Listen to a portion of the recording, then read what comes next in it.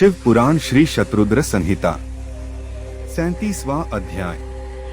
पांडवों को शिव पूजन के लिए व्यास जी का उपदेश।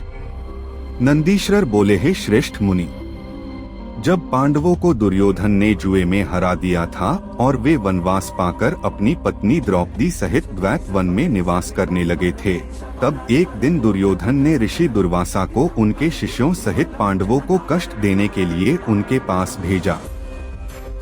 दुर्वासा ऋषि अपने 1000 शिष्यों को अपने साथ लेकर पांडवों की कुटिया में पहुंच गए और युधिष्ठिर से बोले कि हम स्नान करने जा रहे हैं, इतने में आप हम सबके लिए भोजन का प्रबंध कीजिए, और स्वयं चले गए।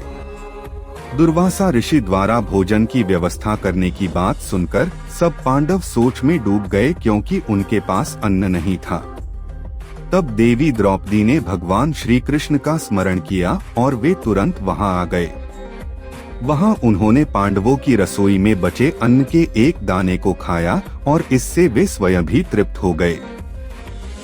साथ ही स्नान के लिए दुर्वासा और उनके शिष्यों का भी पेट भर गया और वे वहीं से लौट गए। इस प्रकार श्री कृष्ण ने पांडवों पर आए इस संकट को दूर कर दिया। फिर पांडवों को भगवान शिव की आराधना करने के लिए कहकर वे स्वयं द्वारका चले गए। एक दिन जटाजूट धारण किए, गले में रुद्राक्ष की माला और भस्म लगाए व्यास जी ओम नमः शिवाय पंचाक्षरी मंत्र का जाप करते हुए पांडवों की कुटिया में पधारे। व्यास मुनि शिवजी के प्रेम में मग्न तेजपुंज से आलोकित थे। उन्हें पधारा हुआ देखकर पांडवों ने उन्हें प्रणाम किया और आसन पर बिठाकर उनकी पूजा अर्चना की। तब महामुनि प्रसन्न होकर बोले, हे पांडवों, तुम सत्य के मार्ग पर चलने वाले हो और सदा ही धर्म का पालन करते हो। महाराज धृतराष्ट्र ने तुम्हारे साथ पक्षपात किया और तुम्हारा राज्य दुर्योधन ने छल करके तुमसे छीन लिया।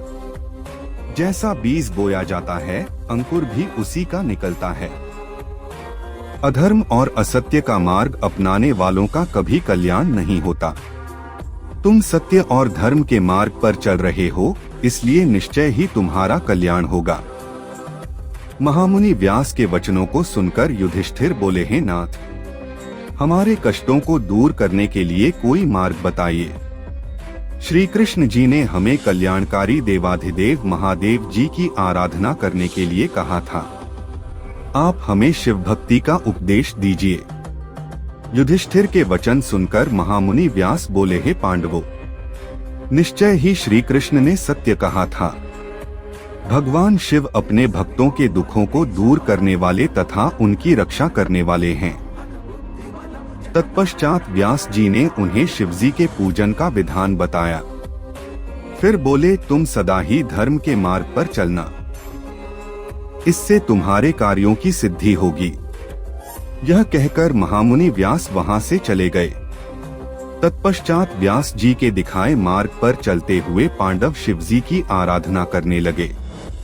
अर्जुन इंद्रकील नामक पर्वत के पास गंगा नदी के तट पर जाकर भक्त वत्सल कल्याणकारी भगवान शिव की आराधना करने लगे।